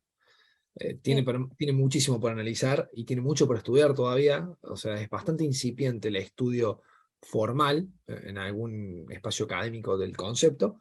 No es tan incipiente el concepto, ¿sí? Pero sí el estudio formal del concepto, valga el juego de palabras. Mili hace bastante tiempo a la fecha que está estudiando sobre el tema y también ha hecho bastantes publicaciones al respecto, pero no deja de ser un tema bastante nuevo. Claro, se comprende como que también esto ayuda a la desburocratización de los sistemas, ¿no?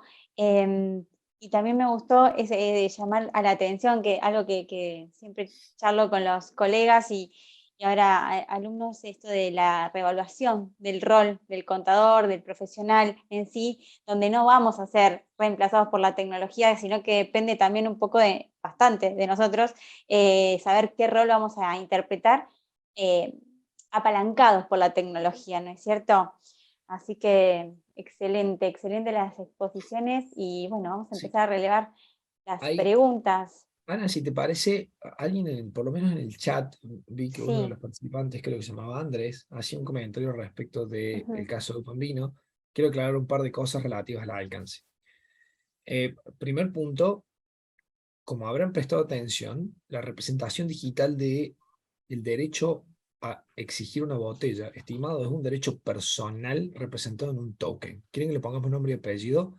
Es un contrato de compraventa con entrega diferida del activo y pago de contado. ¿Ok? Nada más que en vez de estar hecho analógicamente en papel, está hecho digitalmente en un sistema donde conformamos voluntades de manera simétrica, entre Martín de un lado, Sebastián del otro. ¿Por qué aclaro esto?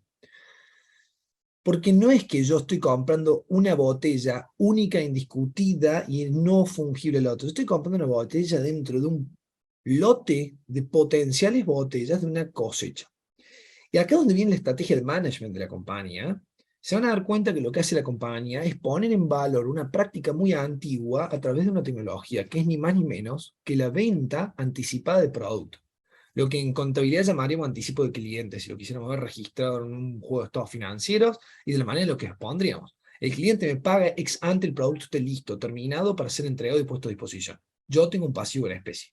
Entonces, ¿por qué aclaro todo esto? Porque si empezamos a aclarar esto, primero que ya derramé cuál sería el tratamiento fiscal que le tendría que dar, aunque el impuesto al valor agregado, por ejemplo, nada diga de criptoactivos. ¿Ok? Pero dicho todo esto, va de suyo, que es un anticipo que fija precio. ¿Ah? Me va a agarrar el hecho imponible de derecho, porque así me lo prevé la ley de impuesto al valor agregado. ¿Ah? No soy fiscalista, sé que Ana sí, ella les podría explicar mucho más que yo de esto, pero de hecho, lo primero que no podemos perder de vista es qué es lo que se está representando con ese token criptográfico. No es la botella todavía no existe, estimados. Está representando un derecho personal a exigir una botella correspondiente a una campaña 2018, 2019. El segundo punto, ahí vuelvo a responderte, Andrés, a la pregunta ahí, porque hay otro punto no menor. Tenemos que aprender a distinguir el marketing del concepto, ¿ok? El marketing está hecho para que alguien que no está en el tema lo pueda entender en profundidad.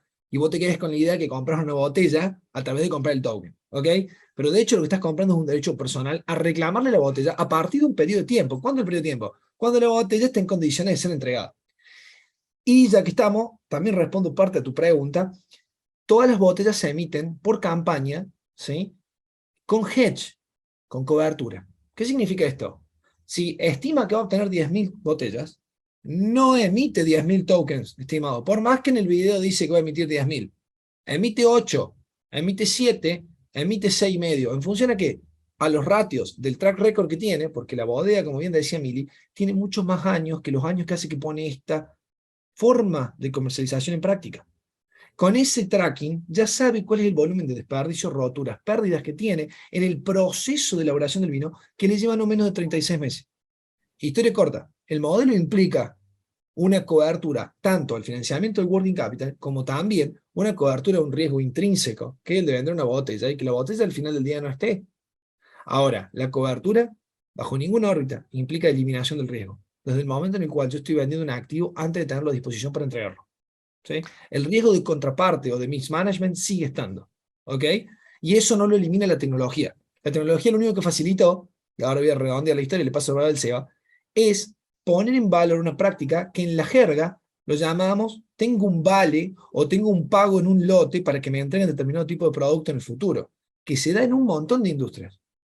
La particularidad de por qué en esta tiene valor es ni más ni menos porque el ciclo de vida del producto, vegetativamente hablando, y por consecuencia en el ciclo operativo del negocio, es prolongado, excesivamente prolongado. Entonces va de suyo que como el ciclo de caja es largo, el working capital que necesita es significativo y por consecuencia, de alguna forma lo tiene que financiar. ¿Con quién se está financiando? Con el cliente en este caso. De quien conoce el nombre, apellido, dirección, que es algo, si los datos son el petróleo, a lo cual no tiene acceso una bodega tradicional. Despacha vinos por canal mayorista, minorista, y no tiene idea quién los compra, los toma y menos qué opinó del vino. Ese agregado también, que bien lo marcó Mili, si tenemos esta percepción de que esa información es valor porque me permite hacer cross-selling, upselling, etc., bueno, eso vale mucho también. Sin esta tecnología, esta u otra, porque un QR y que me llene un formulario también funciona, bueno, eso vale. Yo ahora sé dónde están, quiénes son mis clientes. Obviamente, si encima les gusta mi producto, estoy muy contento. Pero bueno, si me lo critican, lo mejoraré. Sumado al hecho, Seba, de que entonces estamos hablando tanto de un efecto financiero, que es esta optimización del ciclo de casa, y también de este efecto de fidelización del cliente, con la particularidad interesante de que como el cliente se vuelve dueño del modelo de del negocio gracias a You Drink It, You Own It, el feedback que van a dar, porque también se venden en un mercado secundario estos tokens, si quisiesen, el feedback generalmente que van a dar les va a convenir que sea positivo, sin querer, obviamente, manchar la industria, pero que van a querer, más allá de poder dar información a la bodega con algo que es invaluable, porque voluntariamente lo van a hacer, con el feedback de la persona que lo bebe, que no se toma como en una cata un pedacito, lo siento y lo escupe, sino que se toma la botella entera, sino que también va a colaborar justamente a la visión y el precio que se hace por el mercado de una manera orgánica. Entiendo Dicho. todo esto sí, Martín. No, A ver, aclaro dos cosas sí. más. Veo ahí Andrés hace otra pregunta más, o no sé si pregunta o una aseveración. En estricto rigor no es crowdfunding, porque vos no estás haciendo puesta en valor de títulos valores, valga la redundancia. Yo no estoy metiendo ni equity ni debt al market de manera masiva y atomizada. Lo que estoy vendiendo es producto de manera masiva y atomizada. Esto tiene nombre, se llama crowdselling, ¿sí? Que es lo que decía Sebastián hace un ratito. Entonces, lo que permite con esto es eficientizar de manera masiva una práctica muy común, que era vender anticipado. ¿Sí? Ese es uno de los efectos, digamos, una de las puestas en valor que tuvo el uso de esta tecnología en un modelo de negocio milenario, como la producción de vino. ¿Ok? Eficientizar una práctica que, de hecho, para quienes son de De Mendoza, hecho, tiene, ahí te doy la el- palabra, ¿sí? Tiene mucha historia, porque no es nuevo que las bodegas colocan la producción bastante antes de tenerla lista. Acá la ventaja es que la colocación de la producción no es directamente con el consumidor, mejor dicho, con el intermediario de la cadena, entiéndase distribuidor. La colocación de la producción puede ser, de hecho lo es en la mayoría de los casos, con el consumidor final, de manera atomizada, ¿sí? De manera tal que lo fideliza, como decía Mili. Y ahí te paso la palabra, Seba, respecto al caso, pero el caso tiene muchísimas aristas, estimados. Si alguno lo quiere leer, puede ir a la wiki, puede leer todo lo informado de Costaflores y el producto Open Vino. Y los dejo acá para que piensen esto nomás. Cuando ustedes compran la botella, están comprando otro derecho, ¿sí?, a ejercer otra acción que se cumple con una obligación de hacer. Che, esto parece muy complicado, pero la obligación de hacer, ¿saben cuál es? Me tomo la botella y te doy feedback. Y cuando te doy feedback, ¿qué me gané? Te lo pago con participaciones en un fideicomiso que tiene adentro como activo subyacente acciones de la bodega. Bueno, no vamos a entrar más en detalle porque tiene mucho para analizar, pero si acá me agarra alguien estrictamente financiero del mercado de capitales, me dice, ok, pero espera, porque el precio que vos estás pagando por la botella, está pagándote dos conceptos. El acceso al activo real, y hay parte del precio que estás pagando, por el derecho que vos te quedás, que se llama call en las finanzas, hacer el ejercicio de una acción, en este caso no de dar, sino de hacer, dar feedback, que me lo repagan ¿con qué? Con un título de valor. ¿Cuánto vale eso? ¿Cuánto del precio de la botella es estrictamente la botella y cuánto es por ese embebido, que se llama derivado embebido en el contrato de venta? Fíjense todo lo que podemos empezar a A desentrañar desmenuzar. de un caso, ¿sí? Entonces, ¿por qué me parece, y a ver, te paso la palabra, Seba, muy bueno el caso este, más allá de que está hecho en Argentina, estimado, más allá de que quien lo hizo fue Mike no es argentino, tuvo la valentía de venirse a otro país y empezar un producto de estas características en un país que no era el de él. Yo creo que mérito por dos, ¿sí? Sino además porque tiene muchísimas aristas y es súper rico para terminar de entender esto que hace un rato intentábamos enfatizar. La mayor, vamos a decir, el mayor desafío que tienen los profesionales de nuestra área en general, entiéndense, profesionales en ciencias económicas y en derecho, es poder comprender cómo esto ayuda a los negocios y en general a las organizaciones, sean con o no, sean con o sin fin de lucro, ¿sí? E inclusive al Estado, soberano, subsoberano, cualquiera fuese, a eficientizar la transaccionalidad, a captar valor oculto a los distintos grupos de interés, o, mejor aún, desbloquear valor, que muchas veces los usuarios te lo manifiestan, pero uno no termina de captar la máxima cantidad de valor que el usuario o el grupo de interés resultante realmente le atribuye a aquello por lo que está accediendo, cualquiera sea la contraparte. Una entidad con fin de lucro, una entidad sin fin de lucro, el mismo Estado soberano haciendo una prestación de un servicio. Entonces, si como profesionales nos damos cuenta de la potencia que esto tiene para transformar la dinámica a la que estamos acostumbrados a hacer las cosas, ¿sí? Yo creo que tenemos una enorme posibilidad de facilitar la adopción sana del ecosistema y no caer solo en las modas, ¿sí? Que creo que gran parte del problema que hoy enfrentamos como sociedad es que la tecnología ha avanzado tan rápido ha avanzado, ¿sí? Que se genera un desacople entre la capacidad de entendimiento de la sociedad y el avance de la tecnología. Esa capacidad de entendimiento muchas veces nos lleva solamente a imitar por moda. ¿Sí? Y moda, entendiendo en el sentido estadístico. El evento que más se repite en una serie. ¿Cuál es el evento que más se repite? Todo se tokeniza. Ok, vale, vamos a tokenizar. ¿Por qué? ¿Y por qué lo hacen todos? ¿Ok? Seba, todo tuyo. Seguro. No, creo que ya estamos en tiempo, estoy respondiendo acá un mensaje. La idea de la charla era mostrar que hay muchos casos de uso. ¿De qué? ¿Usos de qué? Va a terminar siendo uso de un token en el ámbito de una red de registro descentralizado. Nada más. A ver, Seba, si yo lo entiendo como oyente, ¿no? Sobre todo digo, esto es como una revolución, en algún momento fue revolución industrial, tecnológica, es una revolución de datos. En realidad acá lo que se maximiza y el poder que tienen los datos, ¿no? Que estamos luchando o buscando cada vez más datos, porque más allá de el incentivo de te doy una acción o ser parte, ¿no? Bebés y sos propietario, yo necesito tus datos y necesito que me des ese feedback y necesito calificar dentro del mercado de los vinos, en el caso del ejemplo de Open Vino, ¿no? Pero además se puede tokenizar, ustedes me dirán, por lo que veo, muchísimas cosas. O sea, también escuché de obras de arte, escuché ahora de películas a realizarse, son también como una promesa de, ¿no? Y en algún aspecto también, bueno, ahora hay varios tokens que se venden de soja o de cultivos y de granos. Entonces, es verdad, se puede tokenizar casi cualquier cosa. Casi cualquier cosa. y a fin de década hay un estudio del Foro Económico Mundial que afirma que el 10% del PBI global va a estar representado a través de tokens y gestionado a través de blockchains. O sea, de 0 al 10% del PBI en 20 años. Y sí, de ahí en más empieza una exponencialidad tremenda.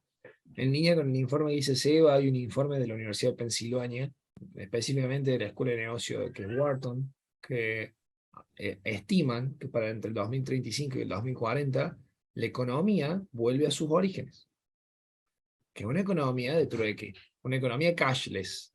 ¿Por qué? Porque yo a través de esto puedo eliminar la necesidad de la unidad métrica, porque yo puedo representar todo, fraccionarlo y resolver el problema de la coincidencia de deseos a través de la tecnología. Hoy, de hecho, lo resuelvo con un exchange descentralizado, que es incipiente, que no tiene peso relativo tal como para decir que es el que me mueve el mercado de activos criptográficos. Ok, yo todo eso lo entiendo y de hecho estoy a favor de que todavía los DeFi es más un deseo que una realidad, ¿sí? Porque estamos lejos de que tengan dominancia en el ecosistema. No obstante, ¿sí? Ya son un hecho.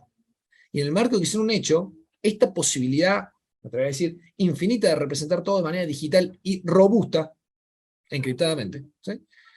Termina resolviendo un problema que buscamos resolver por allá por el siglo IV o V antes de Cristo con la acuñación de moneda. ¿Sí? Totalmente. Qué bárbaro. ¿Cómo buscamos uniformar lo que desconocemos, ¿no? De alguna manera, porque fíjate que nos fuimos todos a monetizar de alguna manera, poner un precio a las cosas, mientras que ahora es un camino de ponerle valor. El valor es algo subjetivo e intangible y acordado por las partes. A mí me sirve mucho un vino y a alguien no le va a servir mucho, y a alguien le sirve mucho una obra de arte y a mí no me va a servir mucho. Entonces, es el valor que definen los sujetos e individuos. Y me parece que va por ese lado, y volviendo también a esto de unificar o uniformar información, caer en el error, lo que nos pasa también a los que trabajamos en el área impositiva, donde no sabemos bien cómo se va a hacer las regulaciones de todo esto, es porque hay tanta falta de estudio y de conocer bien los conceptos, en vez de tener asesores, ¿no? Que, como ustedes, hacer un brainstorming de tal forma que podamos entender para ese concepto poder regularlo en algún aspecto, entenderlo, interpretarlo correctamente. Lo que hacemos es, lo que dije al principio, como, bueno, no lo entiendo mucho, pongámonos en una misma bolsa, moneda, ¿cómo es que dice la ley nuestra? Dice monedas digitales, y ahí está todo, y no son monedas digitales. Bueno, en fin, así que fue más que claro, y a mí me pareció muy claro, realmente me dieron luz a todas estas temáticas de blockchain, que es verdad, lo tenemos como en una bolsa porque cada vez que uno destapa algo, cada vez podemos ir desentrañando y desenmarañando más la temática y profundizarlo, y por eso entiendo también que es la economía de futuro, y el futuro sí, ¿no? Nos vamos a mover con todo esto, ¿no? Permíteme una cosa, Ana, ya que estamos, cuando hablaste de la economía del futuro, porque el concepto de token economy no significa lo mismo que criptoeconomía. ¿Y por qué voy a decir que me gusta más el concepto de token economy que de criptoeconomía? Por una sencilla razón. Porque si hago la exégesis de la expresión, es la economía de la representación. ¿Estamos? Y un poco va en línea con lo que yo hace un rato te decía. La mayoría de los estudios de las primeras líneas o de los espacios a la vanguardia de la academia a nivel mundial, academia de investigación a nivel mundial, van en sintonía de que en la próxima década, o en las próximas 2 décadas, vamos a estar viviendo un mundo que haya transformado el concepto de la necesidad del dinero tal cual lo conocemos.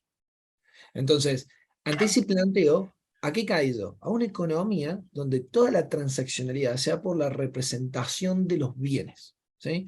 Entonces, todo esto tiene que ver con todo lo que estamos viendo, ¿no? O sea, esto de caer al concepto de metaverso, multiverso, está absolutamente vinculado y asociado a la representatividad que primero me lo permiten las mejores arquitecturas de datos de fondo, ¿sí? Entonces, no hay casualidades, son causalidades. La línea de tiempo, como mostró Seba al principio de la presentación, es ni más ni menos que un mapeo de la evolución de la revolución 4.0, la revolución industrial 4.0, como caracterizamos la revolución digital, ¿sí? Entonces, y todavía creo que nos falta bastante por ver, ¿sí? Pero La Web 3, que hoy parecía ser si estamos terminándola y empezando la 4, y hay discusiones ya en algunos espacios académicos sobre eso, no menos cierto es que ya cambió el paradigma porque germinó una idea que todavía no sabemos dónde termina. ¿Sí? Y lo único que no tengo certeza yo es que ya esa idea ha cambiado el patrón de comportamiento de los agentes. Desde el momento en que vos tenés una compañía como Facebook, que ya tuvo 2 intentos de sacar una moneda, es decir, un instrumento de pago, ¿sí? Que permitiría pagar crossover todos los servicios de Facebook y de un montón de asociados que impulsan el proyecto. Primero Libra, después Diem. Eso ya marca cambios de conducta. Y uno que me asusta un poco, y con esto cerremos porque creo que nos fuimos a cualquier hora, ¿da?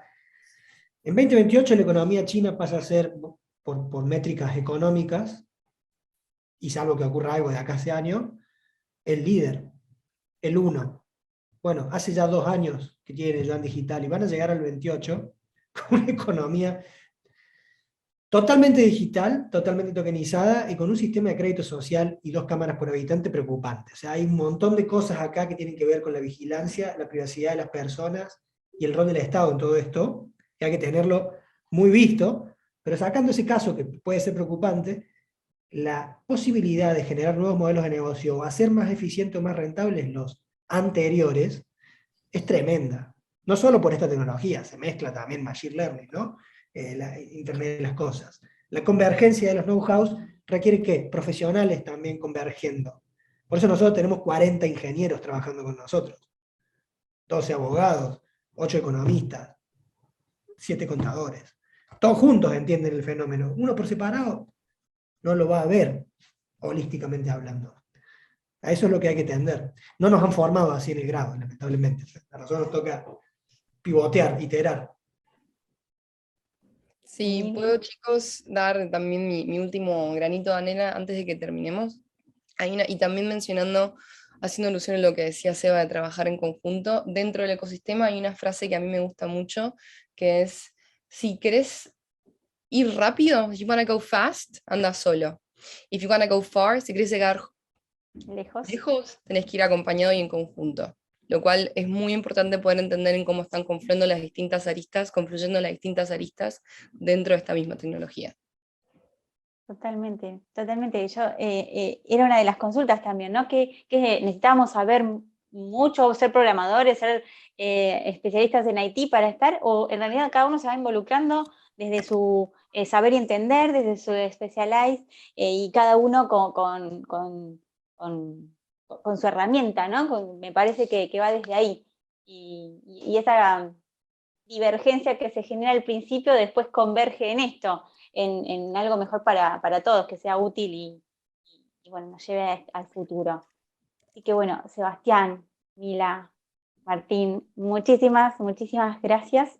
Gracias a todos los que estuvieron participando en este encuentro, en este segundo bloque del 13º encuentro para contadores.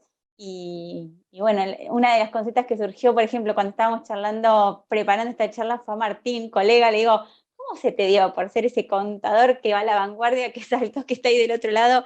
Y bueno, comparte un poco con su tono cordobés que de eso se trata, de especializarse y seguir más adelante del cambio un poquito, ¿no? Así que animarse todos a estar ahí adelante del cambio y bueno, nos seguimos viendo mañana. Muchas gracias Martín, muchas gracias Sebastián, Milagros, un beso. Muchas gracias. Nos vemos mañana. Van a estar, ya les digo, les doy los avisos parroquiales. Mañana miércoles va a estar el encuentro a las 11 de la mañana hablando de DAOs y en la segunda charla de la tarde a las 16 van a estar hablando de DeFi. Van a estar grandes expositores, Alejandro, Juan Pablo, Rodrigo y Jaime. A la tarde después Alejandro, Andrés y Marcos Zócar. Así que no se lo pierdan. Nos estaremos viendo entonces mañana, si Dios quiere. Gracias a nuestros expositores y gracias a ustedes por acompañarnos en esta 13ª edición de Encuentro Online para Contadores 2022 en nuestra Universidad de Palermo. Que tengan buena tarde. Nos vemos y muchísimas gracias. Hasta luego, Chao, un muchas placer. gracias por el espacio. Saludos a todos. Chao, Chau, gracias. chau.